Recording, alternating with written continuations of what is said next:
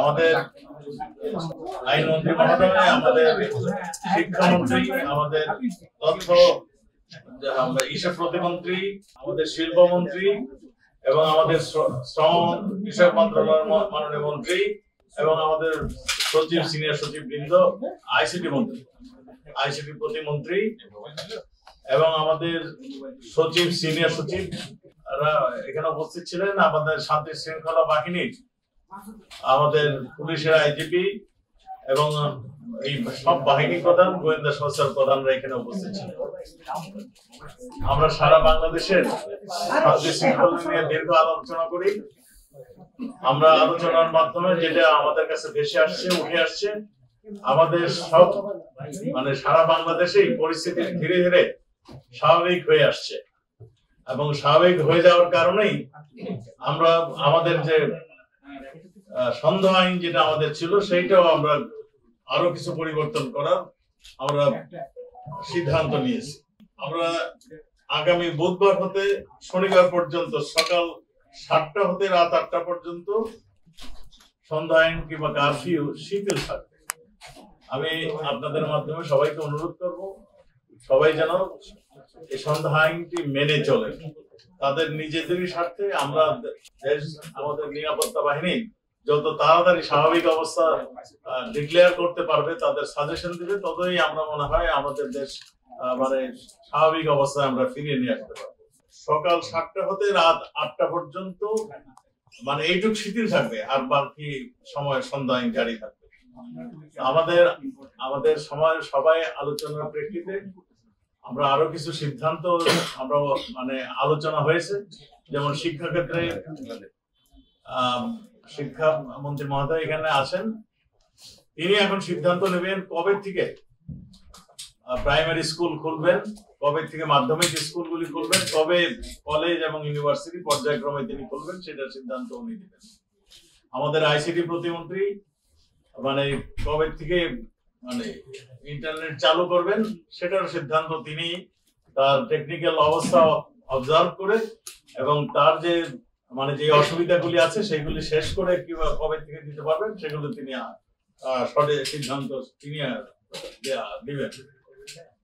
আমাদের তথ্য মন্ত্রী মহোদয় এখানে আছেন, তিনিও সিদ্ধান্ত নিয়েছেন যেগুলো আমাদের অপপ্রচার হচ্ছে, সব জায়গায় অপপ্রচার হচ্ছে, সোশ্যাল মিডিয়াতে বিভিন্ন জায়গায় যে সমস্ত অপপ্রচার হচ্ছে, সেই অপপ্রচার গুলো বন্ধ করার জন্য এইগুলোকে যাতে সঠিক নিউজটা যেন সারা বাংলাদেশ তো বটেই, সারা বিশ্বে যেন প্রচারিত হয়, তার জন্য তিনি ব্যবস্থা নেবেন। আমাদের পররাষ্ট্রমন্ত্রী এখানে ছিলেন না, তার আমাদের সিনিয়র সচিব এখানে ছিলেন, তিনিও বিভিন্ন রাষ্ট্রে কিভাবে আমাদের সঠিক নিউজটা যাতে যায়, এই আন্দোলন কারা করেছেন, কারা এই আন্দোলনকারীদের ব্যবহার করেছেন, সেটা এখানে দীর্ঘ আলোচনা হয়েছে। আপনারা সবাই লক্ষ্য করেছেন যে ছাত্রদের আন্দোলন যারা শুরু করেন, তখন একটা আমাদের সবাই ধারণা করেছি যে ছাত্রদের আন্দোলন একটা অহিংস আন্দোলন, তারা আন্দোলন করবে তাদের দাবির জন্য এবং আমরা তাদের দাবির প্রতি সবসময় সহানুভূতি আমাদের ছিল। আমরা 2018-তে এই দাবি উঠেছিল, তখনই আমরা স্পষ্ট করে বলে দিয়েছিলাম যে আমরা ওই যে কোটাটা, সেই কোটাটা আমরা তখনই কয়েক সেক্টরে বিলুপ্ত করে দিয়েছিলাম। আমাদের সবাই তখন সনন্দে এই আন্দোলনকারীরা ফিরে গিয়েছিলেন। মহামান্য হাইকোর্ট সংক্ষুব্ধ হয়ে কয়েকজন মুক্তিযোদ্ধা সন্তান এটার বিরুদ্ধে তারা রিট আবেদন করেছিলেন। হাইকোর্ট সেখানে একটা সিদ্ধান্ত দিয়েছিলেন। সেটা কিন্তু আমাদের মাননীয় আইনমন্ত্রী এখানে আছেন, আমাদের সরকারের তরফ থেকে আমরা কিন্তু তার বিরুদ্ধে আমরা আপিল করে দিয়েছিলাম। এই আন্দোলনকারীরা যখন আন্দোলন শুরু করার আগেই কিন্তু আমরা এটা করে দিয়েছি। আন্দোলনকারীরা যখন আবার আন্দোলন শুরু করলেন, তখন আমরা বললাম যে যেহেতু আমাদের বাংলাদেশের আদালত সম্পূর্ণ স্বাধীন, বিচার ব্যবস্থা সম্পূর্ণ স্বাধীন, কাজেই এটা আইনের মাধ্যমে এটা সমাধান হওয়া উচিত। আমরা আপিল করেছি এবং যারা সংক্ষুব্ধ হয়েছে তারাও অ্যাডেড পার্টি হিসাবে সেখানে হাইকোর্টে যেন তাদের বক্তব্য দেওয়া হয়। তারা সেই জায়গায় না গিয়ে তারা আন্দোলনেই রয়ে গেলেন।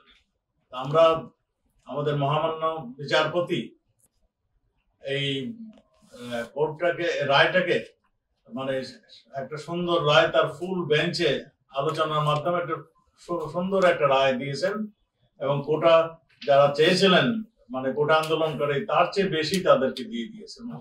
মানে আমাদের মুক্তিযোদ্ধার কোটা 5% এবং 2 নৃগোষ্ঠী এবং প্রতিবন্ধীদের জন্য 1 করে 2%।